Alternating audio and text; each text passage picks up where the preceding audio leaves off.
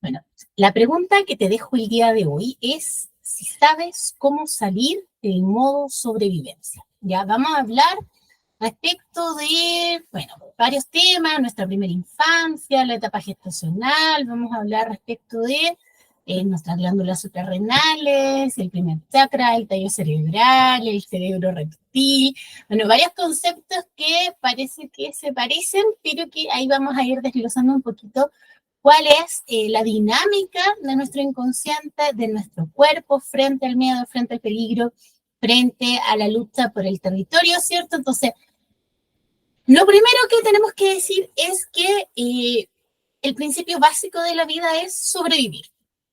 No es el punto de llegada, pero sí es un punto básico, o sea, hay que sobrevivir a un montón de cosas desde el momento de nuestra gestación, nacimiento, primera infancia, la adultez, vamos pasando por etapas que en el fondo son como territorios que vamos ascendiendo, ¿ya? Entonces, lo básico es haber sobrevivido. También pasa mucho con el sistema familiar, que uno dice, ya, a ver, hay mucho dolor, hay muchas heridas, hay muchos condicionamientos, hay muchas, qué sé yo, limitaciones, pero significa que tu sistema familiar logró sobrevivir porque en el presente tú existes, tú eres descendiente de ese linaje, de ese árbol genealógico, de ese sistema familiar.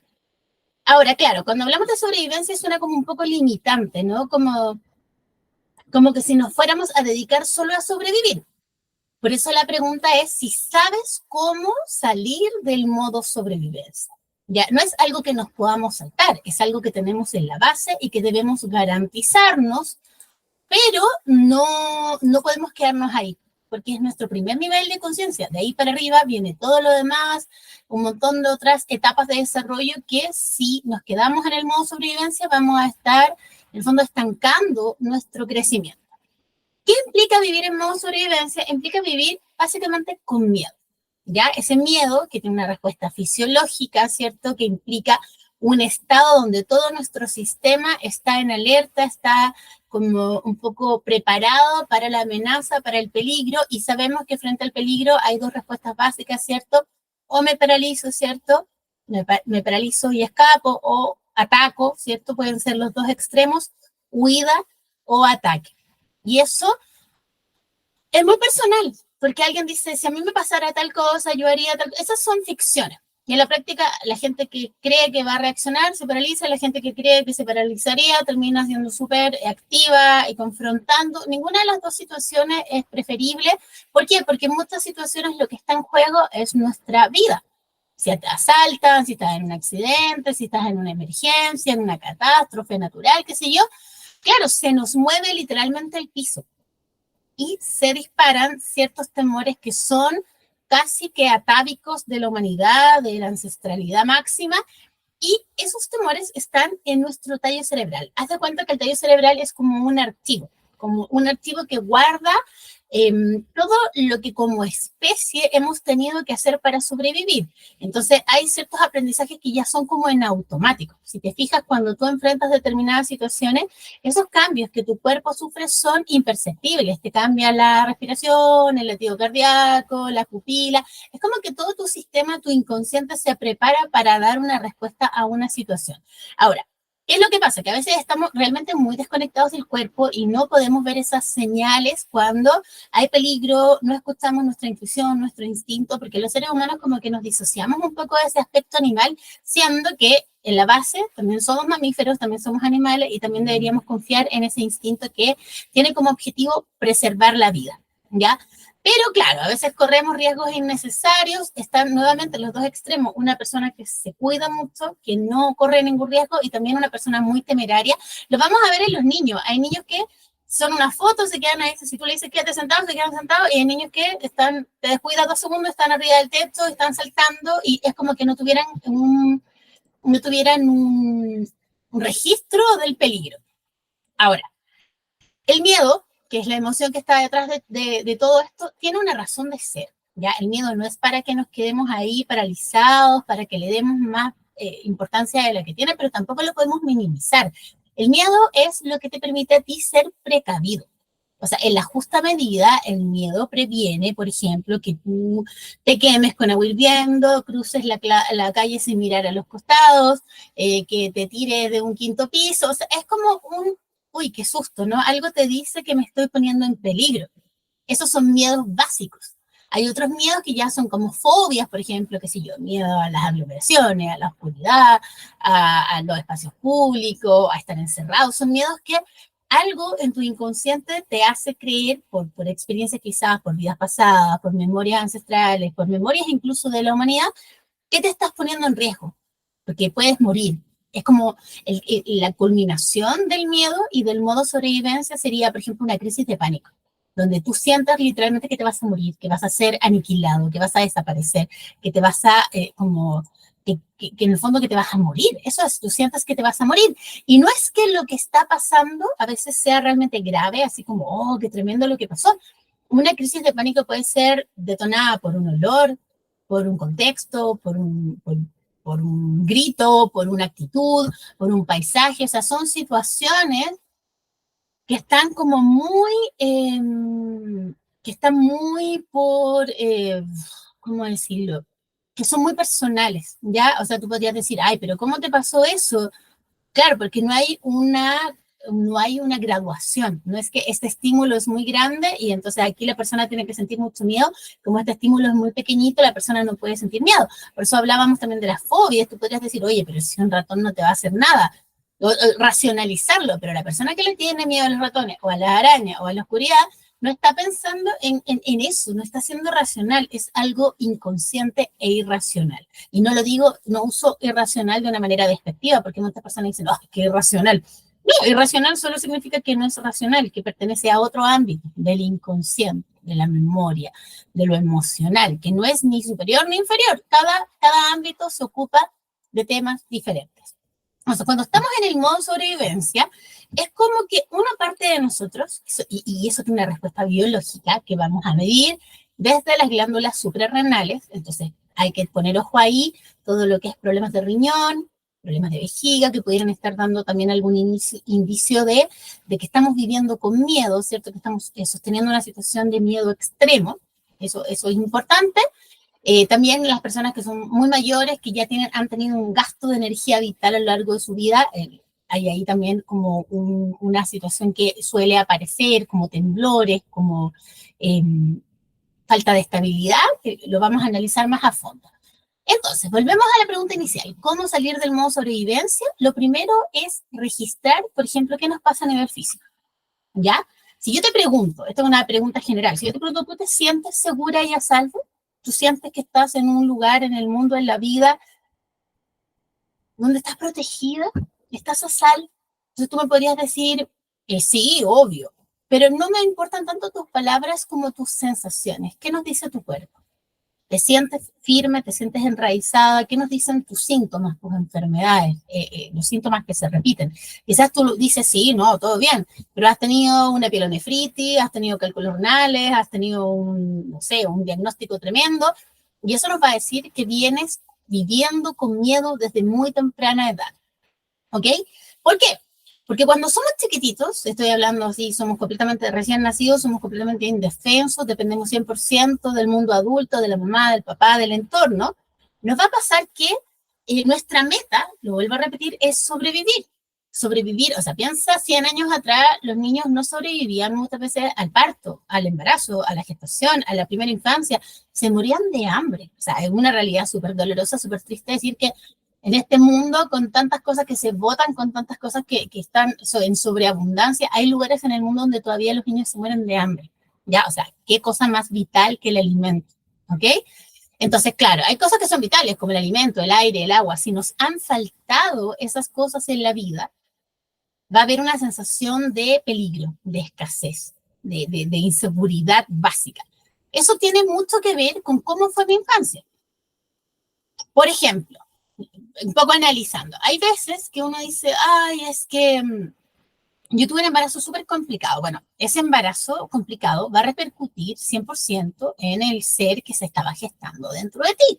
Las personas como que les encanta separar eso y decir, No, pero sí, es que es como que él no sabía lo que me estaba pasando. Sí sabía, estaba dentro de ti, sentía todo. Sentía si te latía el corazón más fuerte, sentía si aumentaban tus niveles de cortisol, sentía si había tal hormona, menos hormonas, estaba ahí angustiada. Eso es, el bebé lo siente. Entonces, el primer indicio es, por ejemplo, cómo fue el embarazo. Cómo fue enterarte del embarazo. De mi propio embarazo, en caso que yo tenga hijos, y también de mi embarazo cuando yo era el que estaba en gestación. Si hubo, por ejemplo, se me pasó por la cabeza abortar, o hubo riesgo de pérdida, si hubo muchos problemas, enfermedades gestacionales, si hubo quizás como un bebé que se quería adelantar, si hubo problemas, por ejemplo, al momento del parto para nacer con la anestesia, si hubo que usar algún tipo de método de resucitación, lo voy a decir bien, si cualquiera de esas cosas nos va a indicar que de alguna manera es como una especie de memoria, de impronta, de que nuestra primera sensación de la vida fue peligrosa. Nuestro primer contacto con la vida fue un peligro. Imagínatelo de gestación, nacimiento, parto, que son momentos fundamentales, salir al mundo desde el vientre materno donde estoy protegido, entre comillas, porque también yo siento la angustia de la madre. Salir al mundo nos puede significar un problema, nos puede significar un problema de confianza, o sea, de que ahora estoy aquí en este espacio expuesto. No todos salimos al mundo con seguridad, no todos salimos al mundo y somos cobijados, protegidos, no todos tuvimos apego, no todos tuvimos cercanía emocional, o sea, es un terreno que es complejo. Porque uno tiene que empezar como a analizar así objetivamente. Esto no tiene que ver con un juicio. Tú podrías decir, mi mamá no me abrazó porque estaba súper deprimida. Y no es, con esto no queremos decir que la mamá sea buena o mala. Lo que queremos decir es que eso generó un impacto en el inconsciente del niño que no tuvo calor, que no tuvo cuidado, que no tuvo respuesta a sus necesidades. No es un juicio hacia los padres o hacia el mundo adulto, pero sí sabemos que la infancia es una etapa que hay que cuidar de manera particular. ¿Ya? También hay papás, por ejemplo, que crían a los niños muy en una burbuja y eso tampoco es sano porque al momento de enfrentar ciertas cosas fuera de esa burbuja familiar, también puede generar una sobrereacción y tener mucho temor y ver el mundo como un lugar hostil porque siempre me pusieron quizás como algodoncitos. Eso no significa tampoco que te tengan que criar con dureza, que te tengan que criar así como casi que a golpes para que tú enfrentes las dificultades de la vida, porque eso también sería un poco sádico.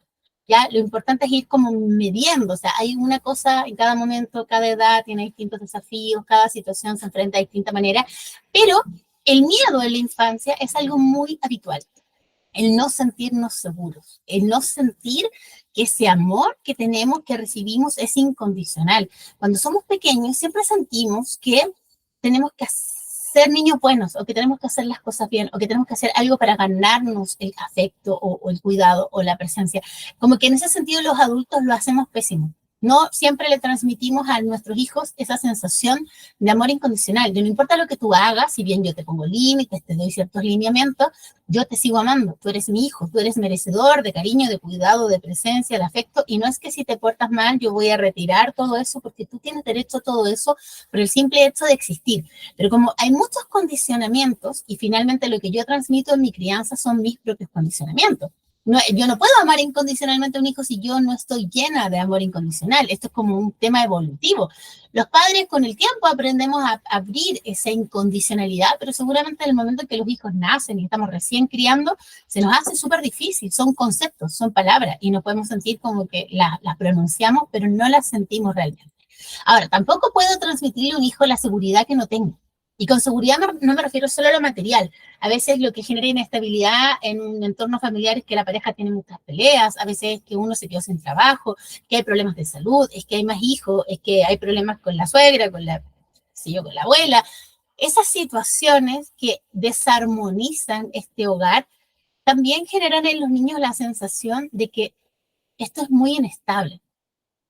Pongámosle más dificultad. Imagínate que tú estuviste embarazada, no sé, en un año que hubo un terremoto, en un año que hubo un tsunami, en un año que hubo una guerra. Todas esas memorias que tú finalmente te impactaron, porque tú como persona consciente que está embarazada, está registrando esos eventos como peligro, amenaza, muerte. Recuerda que la peor amenaza es la muerte, como la eliminación de la vida. Muchas personas, con tal de sobrevivir, yo creo que todas las personas, con tal de sobrevivir, somos capaces de hacer grandes sacrificios y concesiones porque la vida es el máximo valor. Entonces uno dice, no, yo jamás haría tal cosa, pero si te ves en una situación de peligro, seguramente vas a cambiar eso porque una cosa es la teoría y otra cosa es la práctica. El modo sobrevivencia implica que siempre tu sistema está en un estado de alerta, ¿ya? ¿Y cuál es este sistema? Tu sistema es, en el fondo, las glándulas suprarrenales, ¿cierto? Donde están, bueno, una serie de respuestas fisiológicas al peligro, ¿cierto? Al estrés también. Y desde ahí se disparan, ¿ya? Como ciertas como comandos, ¿cierto? Se disparan ciertos comandos o ciertas como instrucciones al resto del cuerpo, ¿ya? Entonces, estas estructuras, que son, de hecho, son bien delicadas, y uno dice, a ver, las suprarrenales están como más arribita de la pelvis, porque tienen que decantar los líquidos, entonces no puede ser devolverse, tienen que ir hacia abajo, las sentimos por aquí, por la espalda media, y desde ahí están los riñones y encima hay como una pequeña capsulita que son las glándulas suprarrenales, que técnicamente es algo pequeñito, que está sobre el riñón, pero que afecta directamente todo lo que tiene que ver con nuestro riñón y con el funcionamiento de estos órganos maravillosos que nos permiten filtrar las toxinas, nos permiten filtrar la toxicidad en todos los sentidos, también energético, también emocional, también, ¿cómo decirlo? También como estos miedos que pueden ser ancestrales. Una persona que nace con problemas, ¿ya? Una persona que nace con problemas de riñón, nos está hablando de un problema ancestral, porque tu cuerpo está siendo ocupado por una memoria donde quizás hubo, qué sé yo, muerte, donde hubo exilio, donde hubo un genocidio, donde hubo una situación, una catástrofe, algo que puso a tu linaje así, pero en peligro, donde muchas veces gran parte de un linaje, por ejemplo, ha sido exterminado, ha muerto en una guerra, ha muerto en un desastre. Ha habido situaciones puntuales que implican que esta persona venga con eso impreso en su cuerpo, ¿ya? Hay otros problemas que se desarrollan en determinados momentos, hay problemas que se desarrollan, por ejemplo, en un momento específico de la vida, que se lleva en el embarazo, cuando empecé a pololear, cuando tuve a mis hijos, cuando me echaron de la pega, cuando pasó tal cosa. O sea, es una situación que responde a un estímulo. Aunque no siempre hacemos la relación directa entre esto y esto, sí, cuando uno desarrolla un problema de salud, uno tiene que empezar a analizar qué me pasó el tiempo antes. Y ese tiempo antes pueden ser hasta 2 años. O sea, tú puedes desarrollar hoy día un problema renal, pero vas a tener que buscar, al margen de la alimentación, del componente hereditario, que siempre son cosas importantes, vas a tener que buscar qué te pasó, por qué el conflicto afloró en esta zona de conciencia que son los riñones, las glándulas suprarrenales o asociado, porque podría ser también la vejiga, podría ser, bueno, algo relacionado, ¿cierto? Entonces tenemos que de alguna manera hay una conexión súper importante, bueno, a nivel cerebral, todas las glándulas tienen una conexión entre sí, está todo conectado, pero fundamentalmente esta zona de acá, haz de cuenta que te ponen las manitos hacia atrás, que es la zona del tallo cerebral, tiene una relación muy puntual, ¿cierto? En sanación se trabaja mucho con geometría, ¿cierto? Hay un triángulo ahí que conecta el primer chakra con las suprarrenales, que conecta las suprarrenales con el tallo cerebral. Ahora, este no es un tema de llegar y trabajar porque todo lo que es a nivel cerebral se trabaja de una manera muy específica, es más que nada para compartirles este enfoque, ya no como para que nos pongamos a experimentar porque es una zona un poquito delicada. Pero, ¿qué pasa? Que estos archivos, estas memorias que les decía yo, correspondientes a la gestación, correspondientes al nacimiento, correspondientes a nuestra ancestralidad, a nuestra especie, a eventos traumáticos, fobias, a traumas que quedaron ahí como guardados, están como archivados en la zona del tallo cerebral. Entonces, cuando queremos desbloquear o cuando queremos desensibilizar, también tenemos que aprender a retirar estas memorias, a reprogramar esta zona del cuerpo. ¿Ya? Lo principal siempre, siempre va a ser devolverle al inconsciente la sensación, la certeza, más que la sensación de que estoy seguro y estoy a salvo. Ya, eso es fundamental. Y uno dice, a ver, pero ¿por qué no me sentiría seguro y a salvo? Porque hay un montón de situaciones que nos ponen en jaque. Por ejemplo, no sé, tú puedes ser una persona súper segura de ti misma, pero en tu inconsciente piensas o sientes que tienes que tener un hombre al lado. No es que lo necesites realmente, pero hay como un temor de no quedarte sola, de cómo voy a sobrevivir sin alguien. Quizás tú trabajas, quizás tú eres muy autosuficiente, pero como esto opera a nivel inconsciente, es un temor que está por debajo de lo consciente y que puede tener que ver con que en otras generaciones, por ejemplo, una mujer sola efectivamente no sobreviviría. Así de simple. Puede ser que en otra generación separarse fuera la peor decisión o quedar viuda fuera lo más terrible. En esta realidad, año 2023, eso no existe, no es así. Tú puedes sobreponerte, puede ser la mejor decisión de tu vida, puede ser un evento más que se sobrepone a una persona. Sin embargo, en tu inconsciente se lo va a ver como una situación terrible, amenazante, que nos pone en peligro a todos, que pone en peligro a la familia, a los hijos, la economía, el hogar. Y eso puede detonar en ti una respuesta física, una respuesta también emocional y una respuesta donde la mente también va a estar ahí procesando, ansiosa, con miedo, con angustia, con, no sé, como con un montón de situaciones que pueden ir desde, como decíamos, desde la parálisis, que me paralizo y no sé qué hacer, me quedo aquí como escondidito, o la sobreactividad, una sobreactuación también como desde el miedo, desde la angustia, desde la ansiedad. Entonces, nos va a pasar muchas veces que esta relación que hay en el fondo entre las glándulas suprarrenales y el sistema nervioso, ¿cierto? Que es directa, o sea, nosotros no lo vemos, pero hay una relación que a nivel hormonal, que se detona esto, y sobre lo otro. A veces es como que estuvieran las suprarrenales en un constante sentido de alarma. Tú dices, no, nada que ver, yo estoy súper tranquilo, pero tus glándulas suprarrenales están trabajando y le están dando a tu subconsciente y a tu sistema nervioso el mensaje de que estoy en peligro, estoy en peligro, estoy en peligro.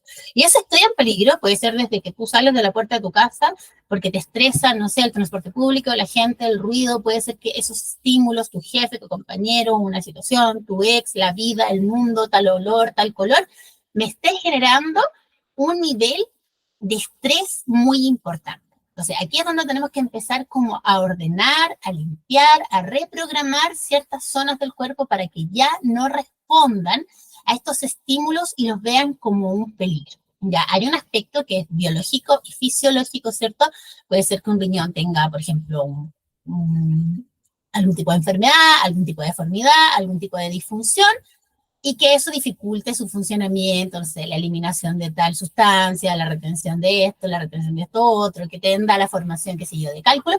Pero cuando lo miramos desde lo energético, cuando entendemos que la enfermedad es un reflejo de nuestras creencias, de nuestras emociones, de nuestros temores inconscientes, vamos a darnos cuenta que esta expresión física es como lo último. Lo que se plasma a nivel físico es porque ya pasó por todos los campos sutiles. Entonces, para poder salir del modo sobrevivencia, más que sentarnos a hablar de este tema, que podríamos hablar horas, y siempre va a ser importante tener antecedentes, ya dijimos, de la gestación, del nacimiento, de los primeros años de vida, la primera infancia, porque ahí como que no tenemos ninguna idea de la vida, entonces como que somos muy impresionables y estamos muy expuestos y somos muy dependientes, entonces pueden pasar muchas cosas que marquen nuestro sentido de seguridad en la vida. Ahora, hay otras cosas que pueden detonar esto, por ejemplo, qué sé yo, un robo, un ataque, una pelea, vernos enfrentados a una situación, no sé, una estampida humana. Suena raro, pero hay personas que han estado, no sé, en conciertos y se pasa gente y te ves en medio de una situación donde sientes que te van a aplastar y que efectivamente te podría pasar algo. No es una exageración, efectivamente hay gente que ha muerto aplastada en un concierto, así de simple. Hay situaciones que pueden ser como un choque, por ejemplo, un robo, situaciones que tú crees que las dimensionas como en una justa medida, pero tu inconsciente y tu cuerpo lo va a vivir de la manera en que le resuene.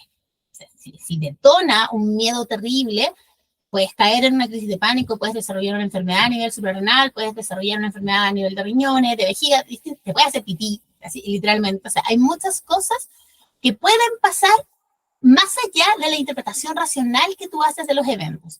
Y claro, todo lo que les he nombrado hasta ahora pareciera ser que es bastante razonable, que genera miedo. Yo te digo, un robo, un choque, un asalto, un ataque, parece que sí, que es normal que el cuerpo se defienda, pero hay otras situaciones donde uno podría decir, por ejemplo, no sé, pues es como un tema clásico, problemas de vejiga, que generalmente los asociamos a, por ejemplo, en algunos casos, no digo todos, pero algunos problemas de vejiga se pueden asociar a un sentimiento de celos.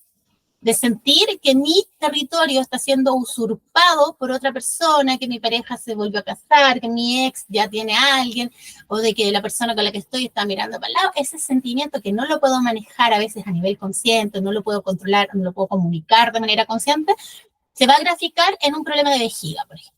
No es la única causa, sabemos que hay causas biológicas, que hay un montón de problemas, enfermedades, qué sé yo, que pueden generar problemas de vejiga, pero no estamos hablando, por ejemplo, desde el enfoque de la biodecodificación. Hay un conflicto de territorio.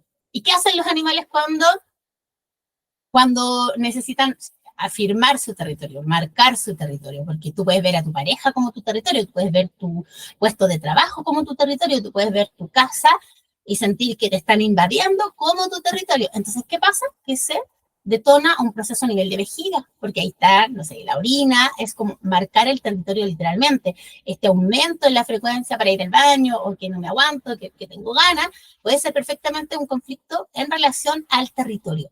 Y el concepto de territorio me gusta mucho y lo vamos a retomar porque es un concepto que puede ser real o que puede ser simbólico. Por ejemplo, mi cuerpo es mi territorio, pero ¿qué pasa si mi cuerpo está siendo transgredido? No sé, estoy sufriendo algún tipo de violencia, sufrí algún tipo de abuso, sufrí algún tipo de violencia, por ejemplo, física, o algo me pasó a llevar. Pero pudiera ser que tú sientes que esto es tuyo, por ejemplo, es tú, el fruto de tu esfuerzo, de tu trabajo, y que te lo están robando, te lo están pasando a llevar.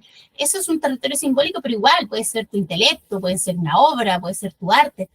Tiene que ver con que es mi territorio. Y cuando tú sientas que tu territorio está siendo amenazado, se detona también esa sensación de miedo, de defensa, vivir en un modo defensivo, ¿cierto? Donde estoy como esperando que algo me ataque. Pero ese es el problema. Como todo tu ser, en el fondo, toda tu mente, tu cuerpo, tus emociones están pensando, sintiendo y sosteniendo esta idea de que estoy en peligro, es como que al final eres un imán para los problemas, porque estás como así, como, a ver, ¿de dónde viene el siguiente golpe? En lugar de decirle a tu inconsciente, y para eso nos sirve muchísimo la sanación energética, en lugar de decirle a tu inconsciente que estás segura y a salvo. Ahora, esto no funciona como que yo me siento y digo, ya, estoy segura y a salvo, estoy segura y a salvo, y repito, y repito, y repito, porque esa repetición es a nivel verbal, o sea, a nivel consciente. Este es un problema a nivel del inconsciente. Y aquí es donde la sanación hace su magia, porque toda esa información que está en tus glándulas suprarrenales, que está en tu primer chakra, para que nos metamos ya un poco con anatomía sutil, es información que se puede, igual que un archivo, tú puedes accesar y retirar esa programación que está dando problemas, que está siendo obsoleta, y ya no corresponde con tu presente porque tú ya no eres un niño pequeño en peligro o no eres una persona indefensa, eres un adulto que se puede hacer cargo, que puede poner límites, que puede establecer su propia raíz, su propia seguridad, ¿cierto?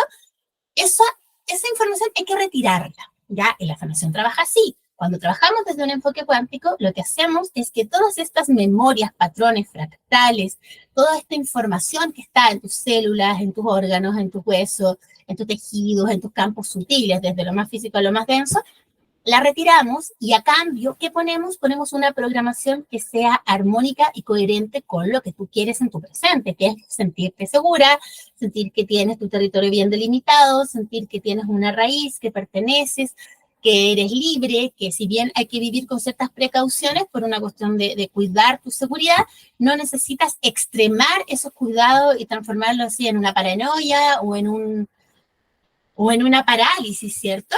Entonces, vamos a encontrar también que hay ciertos circuitos en el cuerpo. Recién les hablaba yo del circuito que se forma uniendo el primer chakra con las glándulas suprarrenales, que es como un triángulo así invertido, que es además el símbolo del agua. Hay un circuito que conecta las suprarrenales con el tallo cerebral. Hay circuitos que unen el primer chakra con el séptimo. Recuerda que eso es un eje que conecta lo terrenal con lo espiritual.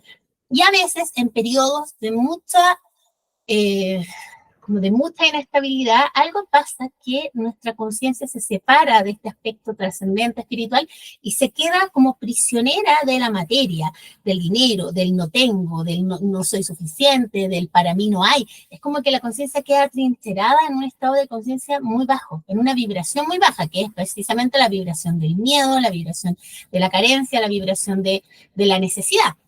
Y ahí es donde entran a jugar estas emociones de infancia. Ahí es donde entran a jugar recuerdos que quizás están reprimidos, traumas, sensaciones de que no fui amado, no fui cuidado, no fui alimentado, no fui nutrido, no me siento valioso, no me siento importante, no me siento protegido. Esto también se podría traducir, por ejemplo, en problemas a la piel, ya en problemas en la caída del pelo, los dientes, las uñas, porque ese aspecto como conjuntivo de los tejidos de la piel, no el aspecto de intercambio respiratorio, que son más propios del quinto chakra, sino el aspecto como protector de la piel, tiene que ver con el primer chakra. Y el primer chakra es el encargado de nuestra sobrevivencia. Entonces, cuando sentimos que estamos en peligro, la piel se puede volver muy gruesa, la piel se puede irritar, la piel se puede secar, la piel se puede volver muy delgadita, irritable, puedo desarrollar algún tipo de patología a nivel, no sé, pues de nuestros tejidos, de nuestros nervios.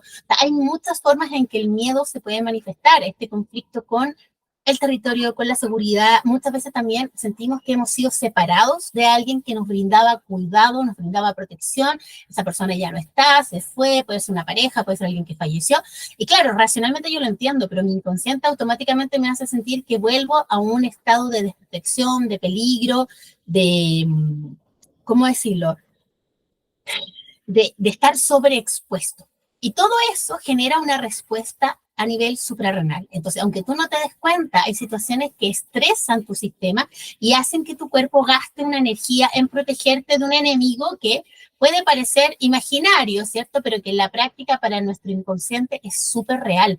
No todas las cosas que nos asustan tienen una dimensión concreta. Yo no puedo decir, oh, me asusta este animal porque es grande y rabioso. Quizás te puede asustar un animal pequeñito y que te tiene más miedo a ti, pero a ti te va a detonar una respuesta de temor, de parálisis, de fobia.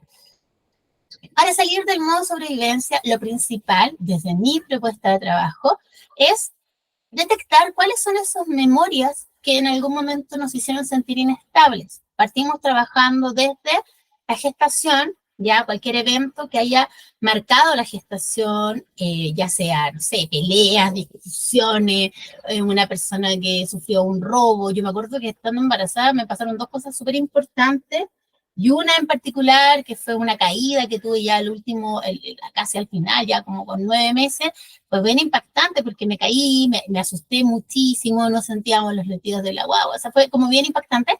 Eso que pasa a nivel suprarrenal de la madre va a impactar las glándulas suprarrenales de los hijos que están en gestación. Y ese impacto muchas veces se traduce en problemas bronquiales. Por ejemplo, una enfermedad como el asma tiene origen suprarrenal y se genera durante la gestación. No sacamos nada con abordarlo solo desde lo bronquial, porque eso es paliativo, ¿cierto? Te va a ayudar a no tener una crisis, te va a ayudar a abrir los bronquios, te va a ayudar al inhalador, te va a ayudar, qué sé yo.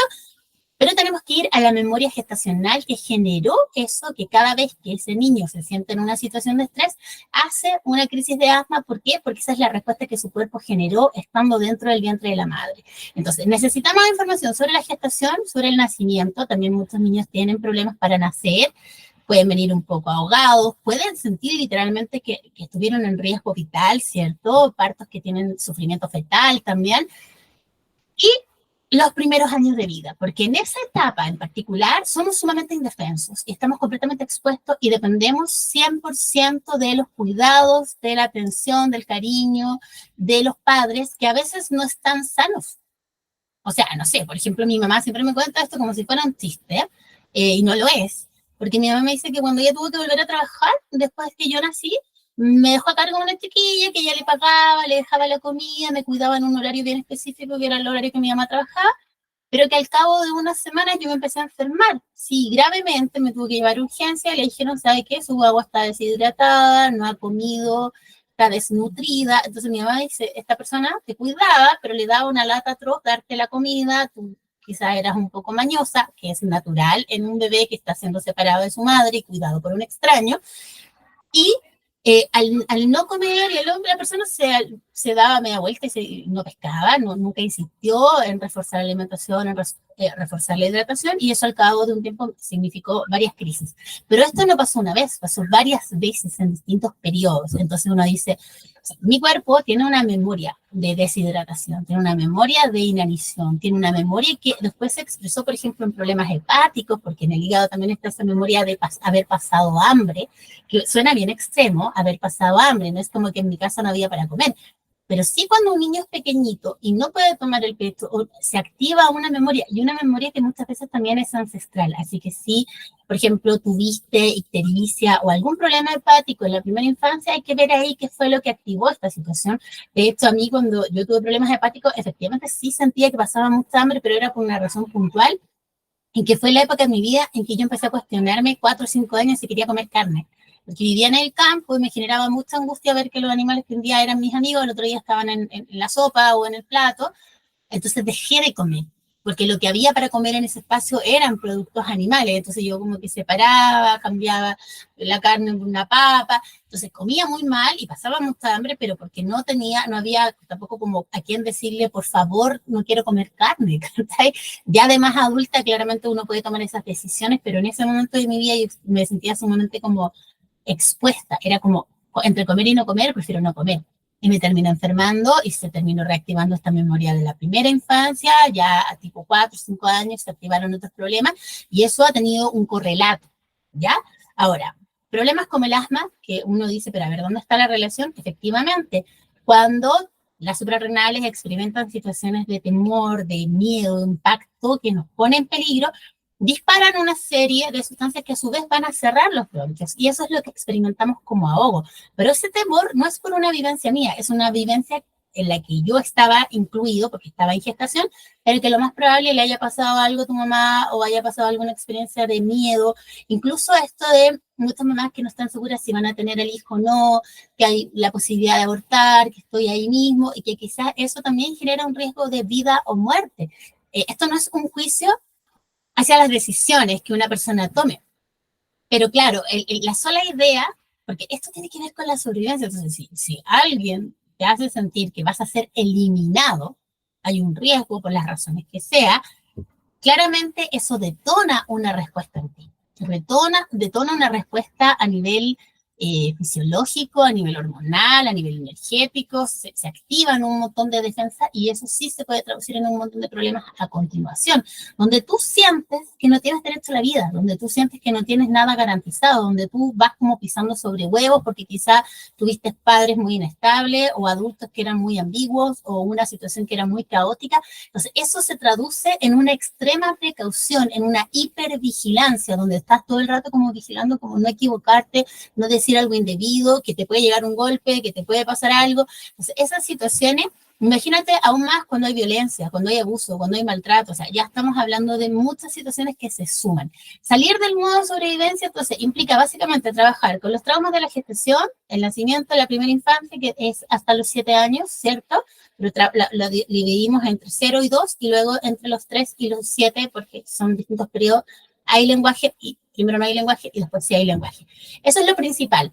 Pero a eso le sumamos el trabajo quizás con algunas situaciones puntuales donde nos hayamos sentido en peligro, pueden ser situaciones concretas como, no sé, un accidente, un terremoto, pueden ser también situaciones donde yo me sentí desprotegido, por ejemplo, en los que haya desarrollado síntomas a nivel renal o a problemas de vejiga, en los que haya desarrollado, por ejemplo, crisis de pánico o algún tipo de disautonomía, incluso que puede haber generado ahí como un movimiento de piso. Y básicamente con todos esos antecedentes lo que hacemos es reprogramar toda esta conciencia correspondiente al primer chakra, a las glándulas suprarrenales y al tallo cerebral, para que podamos pararnos desde una conciencia de seguridad, donde, como les planteaba desde el comienzo, yo puedo reconocerme segura y a salvo. Esto lo podemos trabajar específicamente en una sesión que nos ayude a salir del modo sobrevivencia, ya, porque en realidad nadie quiere vivir así, pero como estos procesos se detonan a nivel inconsciente, muchas veces nos acostumbramos a vivir con esa ansiedad, nos acostumbramos a vivir como con ese estado de alerta, ¿no? Como que, de hecho, ¿saben qué? Yo lo he visto mucho en amigos, en algunos de amigos y pacientes también, están tan estresados y están tan preocupados y están tan de no poder parar, que no pueden ni siquiera dormir, no pueden ni siquiera descansar. Y son personas que, por ejemplo, en su momento disfrutaron mucho, no sé, fumando marihuana. Y sienten que ya, mira, ahora estoy con un amigo, estoy en un carrete, me voy a fumar. Y que literalmente han tenido crisis de pánico. ¿Por qué? Porque cuando su sistema, a través de una droga en este caso, baja las defensas porque te abre, te relaja, te distiende, tu mente entra en pavor porque siente que esos sistemas de alarma que tú estabas teniendo ahí como en pie para protegerte de todo lo que estaba pasando, se bajaron. No, tu mente no entiende cómo pasó. O sea, nosotros hacemos la relación entre fumar y tal cosa. Y eso genera literalmente una crisis de pánico. Y no es que tú te haga mal, ¿ya? Claramente no te hace bien porque te está provocando un efecto que no es lo que tú quieres, pero no tiene el efecto de socializar o de compartir o de disfrutar, sino que te está generando una crisis de pánico porque estás en un momento de mucho temor, de mucho estrés, donde todas tus defensas están activas y fumar marihuana te las baja. O sea, yo solo escuchaba de muchos amigos que me dicen, pero pucha, si yo siempre fumé tranquilamente y de repente me empezaron a dar crisis de pánico. Creo que ese es un argumento suficiente para dejar de fumar, en realidad, porque te pones en peligro, porque estás como en un estado de indefensión. Pero es interesante lo que pasa, porque son momentos de la vida en los que estamos sometidos a mucho estrés, en que sentimos que tenemos que estar protegiéndonos, por ejemplo, después de un divorcio, una separación, un proceso judicial, cuando hay conflicto con los hijos, cuando estoy peleando, qué sé yo, por un trabajo, por conseguir un resultado. Son momentos en que realmente sentimos que estamos en riesgo, que estamos en una especie de peligro, ¿cachai? Entonces, eso nos pone una situación donde estamos como completamente... eh, como, estamos completamente como decirlo, indefensos, ¿ya? Y tú puedes decir, pero si yo estoy entera, yo tengo mis redes de contacto, o sea, no es un análisis racional, es algo que desde el inconsciente y desde la memoria corporal y energética responde a esto que tu inconsciente ve como una amenaza. Puede ser algo real, puede ser algo simbólico, puede ser algo tangible como un trauma, como una experiencia compleja, puede ser una experiencia, qué sé yo, de crisis, una experiencia de un desastre natural, o puede ser incluso una experiencia ancestral. Ya hay muchos problemas, sobre todo los problemas de nacimiento congénitos a nivel renal, que nos hablan de una experiencia concreta a nivel ancestral en alguna generación anterior. Es útil siempre revisar por ahí en la línea de los bisabuelos, porque los conflictos de los bisabuelos se expresan en los bisnietos, en una cuarta generación. Si yo como bisnieto estoy experimentando una situación de este tipo, porque vamos a limitarnos hoy día solo al modo sobrevivencia y solo al modo a todo lo que tiene que ver con riñones, vejiga, primer chakra, ¿cierto? Tallo cerebral. Básicamente, incluso podríamos incluir las vértebras que están en esta zona. El coxis, que ahí hay como una información muy puntual, ¿cierto? Quizás la pelvis, incluso podríamos incluirla hasta por ahí. No vamos a ampliar toda esta reflexión a cualquier tema, si bien hay cosas que aplican en otros casos. Acá es como una situación... de alguna manera, ¿cachai? Es como para, si hay una situación que nos complique, nuestro cuerpo va a responder a eso. ¿Y qué podemos hacer nosotros? Trabajar desde esta vereda donde permitimos reprogramar esta información y es súper distinto enfrentar la vida, y no me gusta el concepto de enfrentar, pero como ponerle la cara a la vida sintiéndonos seguros, a salvo, enraizados, con un sentido de pertenencia y en esta raíz también hay un concepto que está implícito, que a mí me parece muy evidente, pero nunca está de más decirlo, que es cuando tú te enraizas, es literalmente la planta de tus pies enraizada, que es desde donde sube la energía ancestral, la energía vital para como nutrir todo nuestro cuerpo, pero lo que pasa en esos casos es que tú estás tomando la energía de tus dos linajes, masculino, femenino, izquierda, derecha, ¿cierto? Estamos tomando esa información por igual, nos estamos enraizando y no solo estamos tomando energía, memoria, estamos tomando sabiduría, estamos tomando nuestra herencia, todo lo que generaciones anteriores tuvieron que hacer para sobrevivir, tú lo integras. No mantienes activo el trauma, no mantienes activo la memoria dolorosa, sino que lo elaboras y esto no es algo que hagamos conversando. La sanación se trabaja directamente con el cuerpo, directamente con el inconsciente y en mi caso, que me especializo en sanación ancestral, se trabaja directamente con el inconsciente familiar y con esa memoria corporal que nos conecta con nuestros ancestros. Así que te dejo esta opción de trabajo. Si quieres salir del modo sobrevivencia, que yo creo que esto es un básico para todas las personas, porque a todas nos pasa en algún momento, pero si estás viviendo particularmente problemas renales, si estás con algún problema de crisis de pánico, si estás con un problema de inestabilidad, si sientes que tu sistema nervioso está como demasiado disparado, ahí es donde hay que darle una información distinta a tu inconsciente, remover esa vieja programación y actualizarlo a una conciencia que nos permita vivir seguros y a salvo.